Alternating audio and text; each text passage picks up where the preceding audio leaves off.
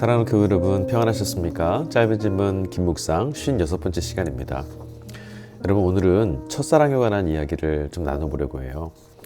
기독교 신앙에는 첫사랑이라고 하는 단어가 있습니다. 그리스도를 향한 첫사랑, 초대교회로 돌아가고 회복하고자 우리는 첫사랑이라는 그 아련한 그리움을 안고 있습니다. 그런데 여러분, 과연 우리가 신앙의 자리에서 늘 첫사랑만 반복하고 우리가 늘 첫사랑으로만 돌아가야 하는 걸까요? 여러분, 첫사랑에 관해서 설명되고 있는 신약성경에 나타난 교회가 있어요. 에베소 교회입니다. 요한계시록 2장에 보면 에베소 교회에 관한 말씀이 나와요. 2장 4절과 5절입니다. 그러나 너를 책망할 것이 있나니 너의 처음 사랑을 버렸느니라. 그러므로 어디서 떨어진 것을 생각하고 회개하여서 처음 행위를 가지라. 만일 그리하지 아니하고 회개치 아니하면 내가 너에게 임하여 내 촛대를 그 자리에서 옮기리라. 첫사랑을 잃어버린 에베소 교회를 향한 주님의 어떤 경고의 말씀이시죠. 여러분, 에베소 교회가 도대체 무슨 첫사랑을 잃어버린 걸까요? 그리고 그 첫사랑은 어떤 걸까요? 신약성경 에베소서를 읽어보면 도대체 그들이 어떤 사랑을 잃어버렸는지 우리가 추측해 볼 수 있습니다. 여러분, 에베소 교회는 바울, 디모데, 아볼로, 그리고 그 브리스길라, 또한 사도 요한 같은 아주 쟁쟁한 목회자들이 말씀을 가르치고 사역했던 곳입니다. 사도 바울은 에베소에는 두란노 서원에서요, 하루에 5시간씩 2년 동안이나 말씀을 가르쳤다고 해요. 그 정도로 여러분, 에베소 교회는 말씀 안에서 단단하게 성장해 왔던 교회입니다. 그리고 계시록 2장 2절 말씀에도 가보면요, 이런 말씀이 나와요. 악한 자들을 용납하지 아니하는 것과 자칭 사도라 하되 아닌 자들을 시험하여서 거짓된 것을 드러낼 수 있는, 에베소 교회가 얼마나 교리적으로 든든하고 탄탄하게 서 있었던 훌륭한 교회였는지를 우리 엿볼 수 있는 대목입니다. 그런데 어쩌다가 요한계시록의 2장 4절 5절에 나오는 그 후반부, 예수님께 책망받아야 되는 그런 첫사랑을 잃어버린 교회가 됐을까요? 도대체 그것이 어떤 사랑일까요? 에베소서 1장 13절에서 14절까지의 말씀 읽어보면은 여러분, 그 안에서 하나님의 은혜와 구원이 얼마나 놀라운 선물인지를 구구절절하게 설명해 놓은 대목이 있는데 15절에 이르니까요, 이런 말씀이 나와요. 이를 인하여서 주 예수 안에서 너희 믿음과 성도를 향한 사랑을 나도 듣고, 주 예수 안에서 너희 믿음과 성도를 향한 사랑을 들었답니다. 그들이 갖고 있던 사랑입니다. 그것이 무엇일까요? 하나님 은혜에 대한 감동과 감격에 터잡아서 하나님이 기뻐하시는, 그리스도께서 기뻐하시는 성도를 향한 사랑과 사랑의 행위를 에베소 교회가 했었다라는 거예요.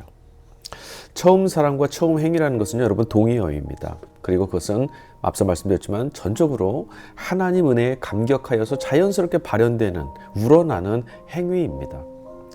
그러니 여러분, 이 처음 사랑, 처음 행위, 어떤 것도 우리가 자랑할 수 없는 것들이죠. 여러분, 오늘 우리가 말하고 있는 첫사랑, 그것이 도대체 무엇일까요? 어쩌면 우리는 이 첫사랑이라는 것을 뭔가 좀 가슴이 뜨거워지고 뭔가 조금 열심을 내던 그런 모습들, 이렇게 생각하는지도 모르겠어요. 사랑이 과연 무엇을 하는 거였었나요? 어쩌면 또 우리는 더 본질적으로는 첫사랑을 운운하고 첫사랑으로 돌아가야겠다라는 말들은 하지만 실제로는 주님을 향한 믿음의 문제가 있는 건 아닐까요? 혹여 첫사랑이라고 하는 이 말들에 대해서 우리가 간절해질수록 우리 믿음에 뭔가 균열이 생겼다고 말하는 시그널은 아닐지 모르겠습니다. 여러분, 주님은 이 땅에 왜 오셨습니까? 하나님과 우리 사이에 막힌 담을 허물기 위해서 오셨습니다.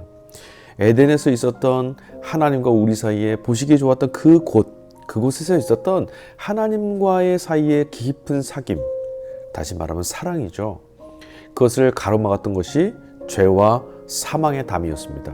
그 죄와 사망의 담을 허물기 위해서 예수님 오셨죠. 그래서 구원이라는 것은 단순히 하나님께서 우리를 죄 없다라고 인정해 주시고 용납해 주시는 칭의만을 말하는 것이 아니죠. 여러분, 구원은 온전한 관계의 회복, 온전한 사귐의 회복, 그리고 하나님과의 깊은 사랑의 관계 안으로 다시 돌아가는 겁니다. 첫사람을 회복하는 것이죠. 감리교의 창시자인 존 웨슬리 목사님은 그래서 믿음의 도는 하강하고 점점 사랑의 도는 상승할 것이다. 상승해야 한다라고 말씀하셨어요. 그것이 무엇이죠? 믿음으로 하나님을 믿음으로 의롭다 인정받는 것에서 그치는 것이 아니라 더욱더 하나님을 사랑하는, 예수님을 뜨겁게 사랑하는 사랑의 관계 안에 들어가야 된다는 것이죠. 결국 구원이라는 것은요, 하나님을 더욱 알아가고 하나님의 성품을 닮아갈 뿐만 아니라 하나님의 형상으로 지음받은 본래의 모습, 우리의 본래의 모습을 회복하는 겁니다. 그러기 위해서 예수님이 오신 거죠.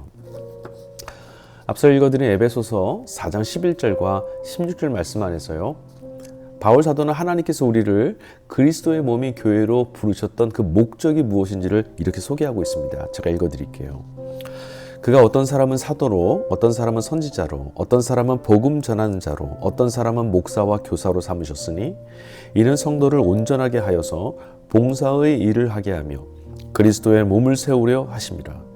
우리가 다 하나님의 아들을 믿는 것과 아는 일에 하나가 되어서 온전한 사람을 이루어 그리스도의 장성한 분량이 충만한 데까지 이르리니 이는 우리가 이제부터 어린아이가 되지 아니하여 사람의 속임수와 간사한 유혹에 빠져서 온갖 교훈의 풍조에 밀려 요동하지 않게 하려 함이라.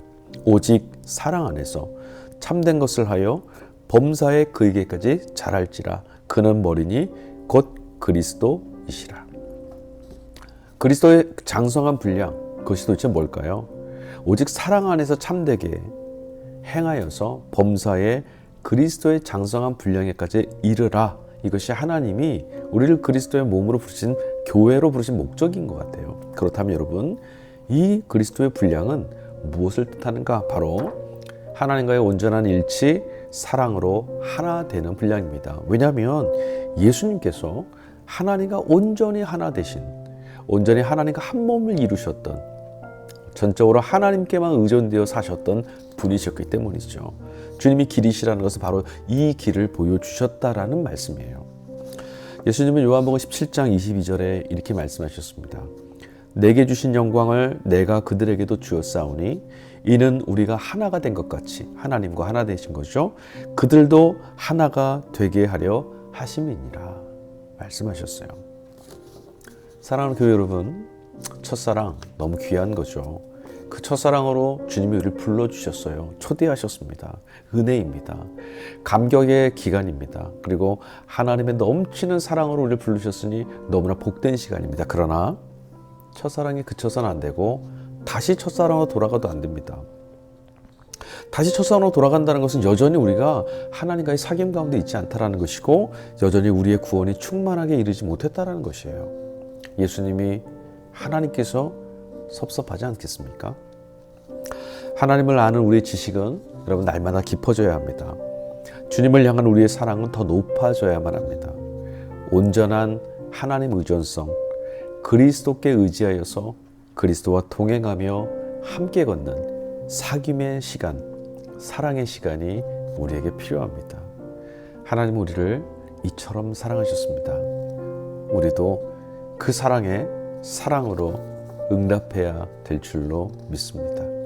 더 깊어가는 주님과 우리 사이의 사랑의 관계가 이루어질 수 있기를 주 예수 그리스도 이름으로 간절히 축원합니다. 다음 시간에 다시 뵙겠습니다.